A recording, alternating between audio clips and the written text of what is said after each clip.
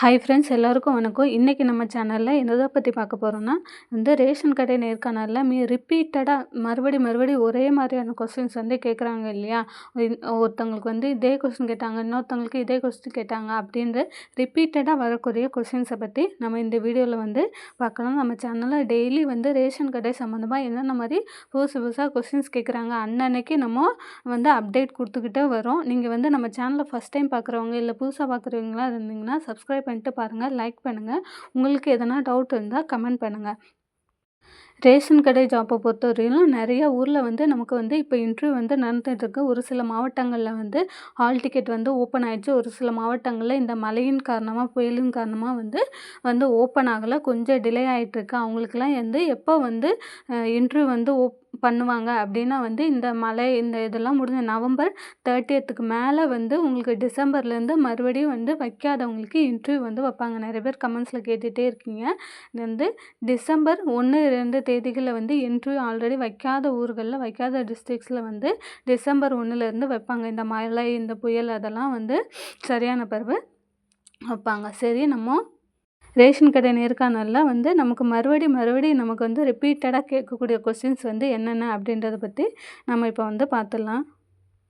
அதாவது பார்த்திங்கன்னா, first question புதிய ஸ்மார்ட் கார்டு நீங்கள் அப்ளை பண்ணுறீங்க அப்படின்னா அது எத்தனை நாளுக்குள்ளே உங்களுக்கு கிடைக்கும்? இதை பற்றி எல்லார்கிட்டேயுமே கேட்டிருக்காங்க. அதாவது அதிகபட்சமாக நமக்கு 60 நாட்களில் புது ஸ்மார்ட் கார்டு நீங்கள் அப்ளை பண்ணியிருந்தீங்கன்னா நமக்கு கிடச்சிரும். இரண்டாவது கொஸ்டின் தமிழ்நாட்டின் ஆளுநர் ஆர்.என். ரவி அவர்கள்.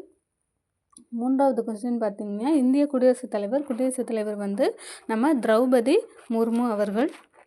நான்காவது கொஸ்டின் பார்த்திங்கன்னா, உணவுத்துறை அமைச்சர். இது எல்லா இன்டர்வியூமே காமனாக கேட்குறாங்க.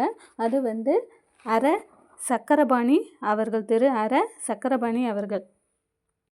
ஐந்தாவது கொஸ்டின் பார்த்திங்கன்னா, கூட்டுறவுத்துறை அமைச்சர். இது கண்டிப்பாக ரேஷன் கடை ரிலேட்டடாக இருக்கிறதுனால கண்டிப்பாக கேட்பாங்க. கூட்டுறவுத்துறை அமைச்சர் திரு கே.ஆர். பெரியகருப்பன் அவர்கள். இது ரிப்பீட்டடாக கேட்டுகிட்டே இருக்காங்க. நான் எந்த கொஸ்டின்ஸுமே புதுசாக சொல்ல, ரிப்பீட்டடாக கேட்கக்கூடிய கொஸ்டின்ஸ் தான் நான் சொல்கிறேன். ஆறாவதாக பார்த்திங்கன்னா, தகவல் அறியும் உரிமை சட்டம் 2005ஆம் ஆண்டு தகவல் அறியும் உரிமை சட்டம் கொண்டு வரப்பட்டது. ஏழாவது கொஸ்டின், கூட்டுறவு கொடியில் எத்தனை வண்ணங்கள் இருக்கும்? இது ரொம்ப இம்பார்ட்டண்டான கொஸ்டின்ஸ்க்கு. 7 வண்ணங்கள் நமக்கு இருக்கும். எட்டாவது கொஸ்டின்ஸ் பார்த்திங்கன்னா, பாமாயில் எந்த நாட்டிடமிருந்து இறக்குமதி செய்யப்படுகிறது? பாமாயில் இந்தோனேசியா நாட்டிலிருந்து நமக்கு இறக்குமதி செய்கிறாங்க. இதுவும் ரொம்ப முக்கியமான கொஸ்டின்ஸ்க்கு, திரும்ப கேட்கக்கூடிய கொஸ்டின்ஸ்.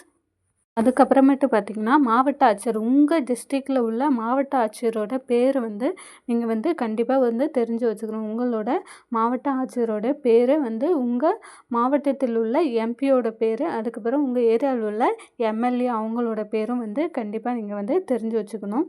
10வது கொஸ்டின் பார்த்திங்கன்னா, ரேஷன் கடையில் வாங்கக்கூடிய பொருட்கள் என்னென்ன வழங்குறாங்கன்னா, விலையில்லாத பொருட்கள் அரிசி, கோதுமை. அதுக்கப்புறம் சர்க்கரையோட விலை எவ்வளோனா 1 கிலோ சர்க்கரை 25 ரூபா. அதுக்கப்புறம் துவரம்பருப்பு 1 கிலோ 30 ரூபா. பாமாயில் 25 ரூபாய்க்கு விற்கிறாங்க. இந்த விலைகள் ரொம்ப முக்கியங்க. அதை நீங்கள் கண்டிப்பாக தெரிஞ்சு வச்சுக்கோங்க. 11வது கொஸ்டின் மத்திய நிதியமைச்சர் ஸ்ரீமதி நிர்மலா சீதாராமன் அவர்கள்.